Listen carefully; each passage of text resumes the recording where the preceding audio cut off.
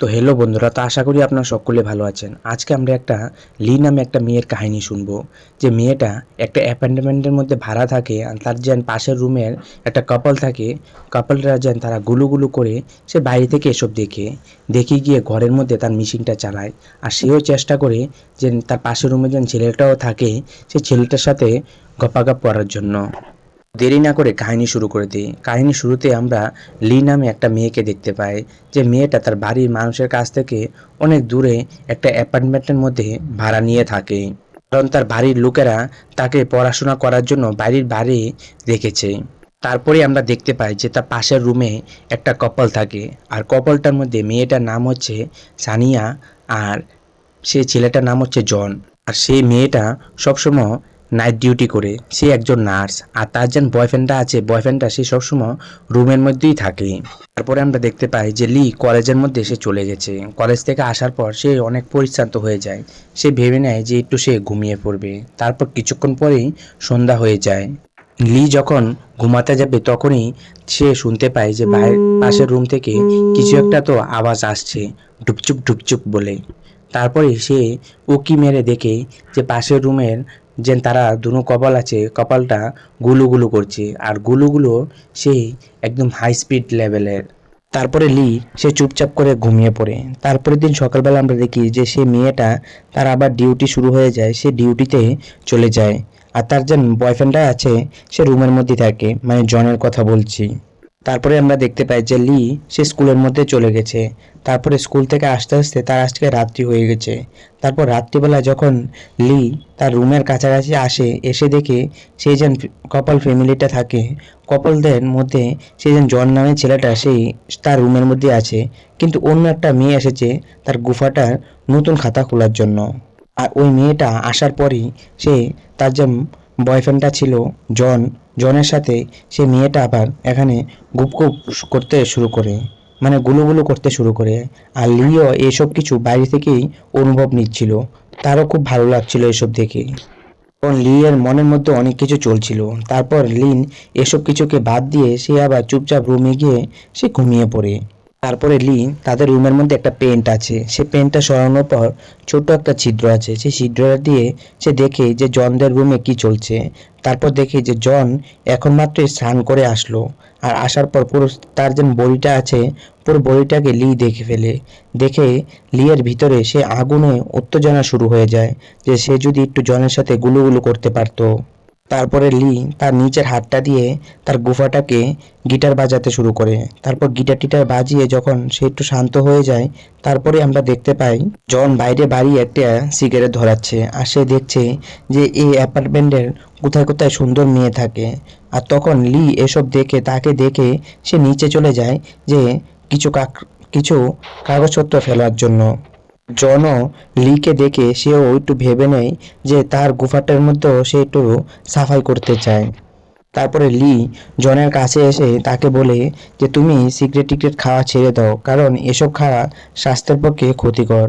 আর এখানে লিও চাইছিল যে একটু যদি গুফাটার মধ্যে সাফার করাতে পারে তারও ভালো লাগবে। তারপরে জন বলে যে হ্যাঁ, কালকের মধ্যেই আমি এসব ছেড়ে দেব। তারপরে আমরা দেখতে পাই যে সন্ধ্যা হয়ে গেছে আর লিও ঘুমাতে চলে যাবে, কিন্তু সে শুধু এইদিক ওদিক জনকে খুঁজছে যে জনকে সে কোথায় দেখবে, আর রুমে গিয়ে গিটারটা বাজিয়ে সে ঘুমিয়ে পড়বে। তারপরে লিওর মাথার মধ্যে একটা বুদ্ধি আসে যে সে কি করে জনকে বাড়ির বাইরে, মানে রুমের বাইরে আনবে, তার রুমের মধ্যে আনবে। তার ঘরের যে বাল্বটা ছিল সেটাকে সে নষ্ট করে ফেলে। তারপর অন্য রুমে গিয়ে এসে ধাক্কা মারতে শুরু করে। তখন জন বেরিয়ে বলে যে কি হয়েছে। তারপর জন এসে তার ঘরের মধ্যে যে বাল্বটা ছিল, বাল্বটা আবার নতুন একটা বাল্ব লাগিয়ে দেয়। তারপরে জন লাইটটাকে ঠিক করে দেয়। লাইটটাকে ঠিক করে দেওয়ার পর সে লি জনকে বলে যে আজকে এসেছে যেহেতু সে একটু চাটা খেয়ে যাওয়ার জন্য, কিন্তু জন বারণ করে দেয় যে সে চা এখন খাবে না।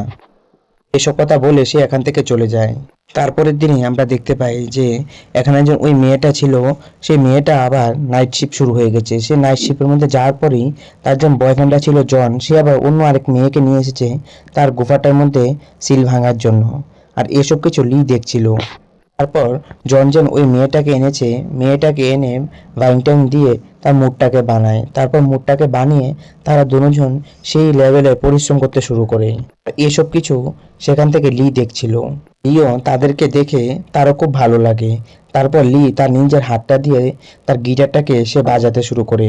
তারপর বাজাতে বাজাতে সেও আবার ঘুমিয়ে পড়ে। তারপর একদিন তাদের রুমের মধ্যে কেউ ছিল না। তারপরে সেই সুযোগের ফায়দা উঠিয়ে লি চলে যায় তাদের রুমের মধ্যে। আর রুমের মধ্যে গিয়ে দেখে যে তারা যেন রাত্রেবেলা যেন সেই পরিশ্রমটা করেছিল, পুরো পরিশ্রম ফল পুরো এদিক ওদিক বিখরিয়ে পড়ে রয়েছে। তারপর লি উপর দিয়ে গিয়ে জনের যেন ড্রেসটা ছিল, সেই একটা ড্রেসকে তার শরীরের মধ্যে লাগিয়ে সে অনুভব নিচ্ছিল যে এখন যদি সে জন যদি তার উপর একটু খোদাই করতো তাহলে তারও একটু ভালো লাগতো। তারপরে এই দিন রাত্রেবেলায় লিড আবার যে জল যেন পড়ে ট্যাপটা আবার খারাপ হয়ে যায়। তারপর সে গিয়ে আবার জনকে ডাক দিয়ে আনে যে তার ট্যাপটা খারাপ হয়ে গেছে। তারপর জন এসে আবার তার ট্যাপটাকে ভালো করে লাগিয়ে দেয়।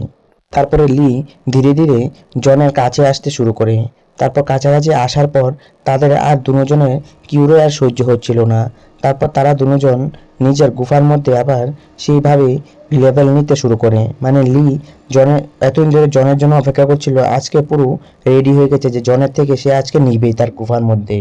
তারপরে তারা সেই লেভেলের এখানে পরিশ্রম করে।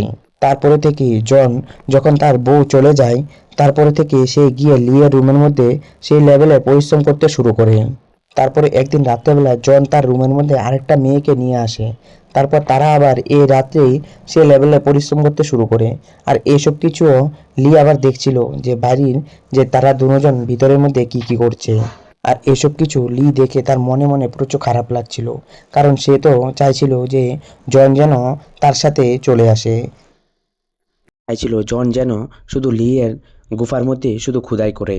তারপরে জন কোথাও তারপরের দিন জন কোথাও যাবে, তখন লিকে যাওয়ার সময় সে লিকে বলে যায় যে এসে তার গুফার মধ্যে সে খোদাই করবে। কিন্তু লি জনের সাথে ভালোভাবে কথাও বলছিল না।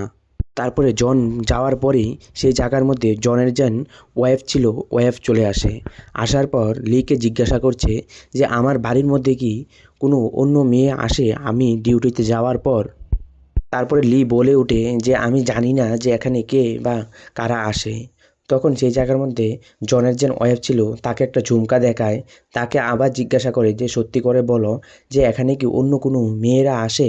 তারপরে জনের ওয়াইফ তাকে একটা রিং দেখায়। সে বলে যে আমি যাওয়ার পর তো আমার হাজব্যান্ড এখানে কাউকে না কাউকে নিয়ে আসে, কারণ এটা তো আমার না, এটা অন্য কারোর।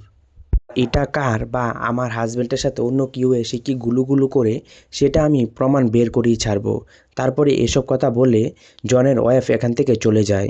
তারপরে লি এখান থেকে সে সোজা আবার স্কুলের দিকে চলে যায়। তারপরে সে রাত্রিবেলায় যখন স্কুল থেকে আসে, এসে শুনে যে জনের রুমের মধ্যে কিছুতে একটা শব্দ হচ্ছে। তারপরে সে তার রুমের যে একটা ছোট একটা গর্ত ছিল সেই গর্তটা দিয়ে দেখে লি আর জন আর তার ওয়াইফ মিলে তারা দুজন সেই লেভেলে পরিশ্রম করছে। তারপরের দিন আবার লি যখন শুনে যে এখানে জনের যে ওয়াইফ ছিল সে তাকে অনেক কথা শোনাচ্ছে যে আমি যাওয়ার পর তুমি এখানে কাকে নিয়ে আসো বা কার সাথে তুমি এখানে গুলুগুলু করো আমি এখন পুরোপুরিভাবে বুঝতে পেরে গেছি। তারপরে জনের ওয়াইফ যখন তাকে বারবার জিজ্ঞাসা করছে যে সে কার সাথে গুলুগুলু করে, প্রথম জন কোনো কথাই তার উত্তর দিচ্ছিল না। তারপর জনের ওয়াইফ তাই সেই জায়গার মধ্যে সিদ্ধান্ত নেয় যে সে আর তার সাথে থাকবে না, সে আজকের মধ্যেই সে এখান থেকে চলে যাবে। আর জনের এসব কথা শুনে সে কোনোভাবেই সে কিছু কথা বলার জন্য সে ছিল না। তারপর জনের যে ওয়াইফ ছিল সে এখান থেকে সে এই পুরো রুম ছেড়ে সে চলে যায়। আর এখান থেকে লিও এসব কিছু শুনেছিল। লিয়েরও এখানে প্রচুর খারাপ লাগে যে তারা দুজন কি সুখে শান্তিতে ছিল, শুধু জন এখানে পুরোপুরি সব কিছু বদলে দিল। তারপরে জনের যে ওয়াইফ ছিল সে এখান থেকে চলে যাওয়ার পর জনের এখানে প্রচুর খারাপ লাগতে শুরু করে।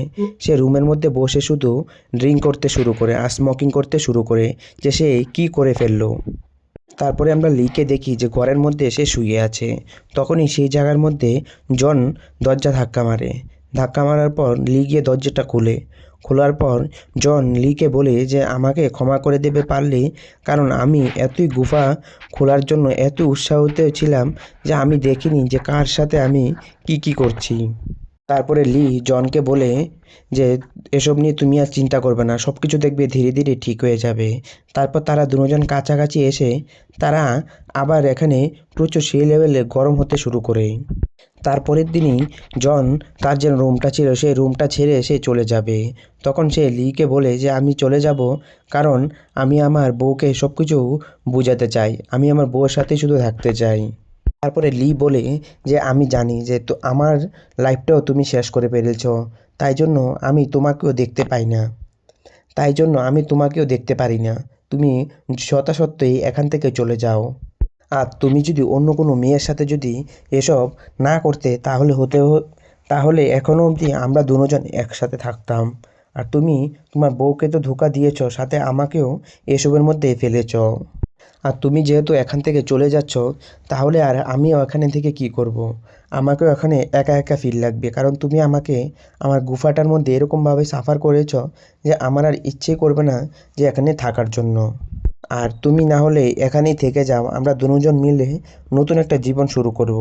আর জন এসব কথা শুনেও সে এখান থেকে চুপচাপ চলে যায়। আর এখানে লিও তার মনটা এখানে প্রচুর খারাপ হয়ে যাচ্ছিল যে সে একা একা এখানে কি করবে।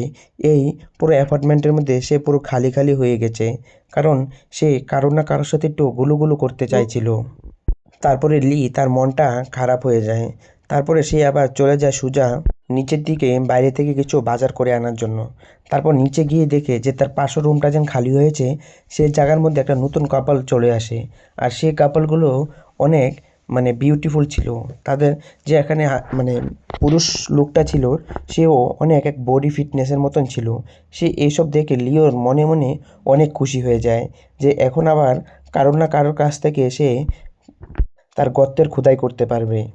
তারপরে একদিন রাত্রেবেলায় লি যখন বসে ছিল তখন হঠাৎ করে শব্দ শুনতে পায়। তারপর লি আবার যে তার বাড়ির মধ্যে যে একটা গর্ত ছিল সেটা দিয়ে যখন দেখছে যে তাদের নতুন যে কাপল এসেছে তারা এখানে গুলুগুলু করছে। আর এসব দেখে লি এরও খুব ভালো লেগেছিল। তারপরে এখানেই পুরো কাহিনী শেষ হয়ে যায়। আর আপনাদের কাহিনীটা কীরকম লেগেছে সেটা অবশ্যই কমেন্ট করে জানাতে ভুলবেন না। তো আজকের জন্য বাই।